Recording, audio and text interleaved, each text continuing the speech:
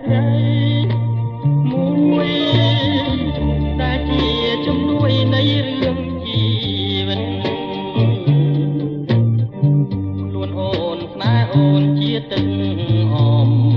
មរិតជួយប្រងជីវិតឲ្យមានដង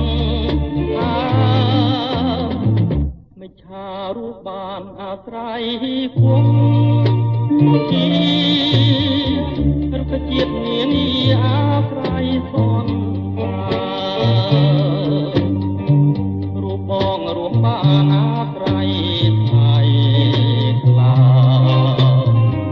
ជួយជាដង្ហើមសាមរឿងផងថា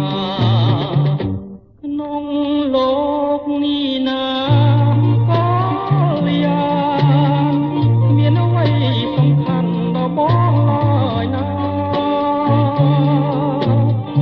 មានតែអូនមួយជាត្រួយនេត្រា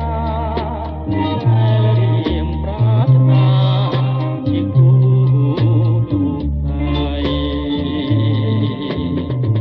ទោះជាផែនដីរលាយស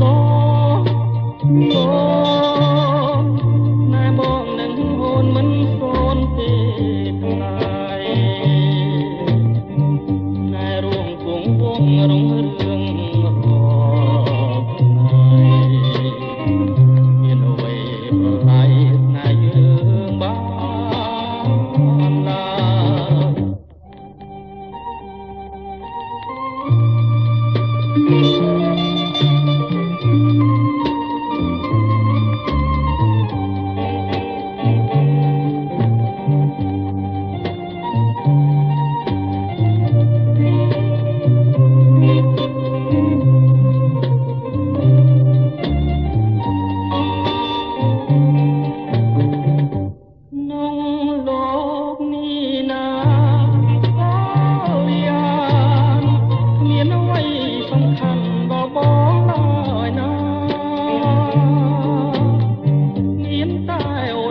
យជាត្រួយនេត្រា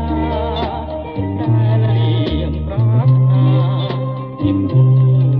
លោកស្រីទោះជាផែនដីរលាយសណែបងនឹងអូនមិនសូនទេឡើយ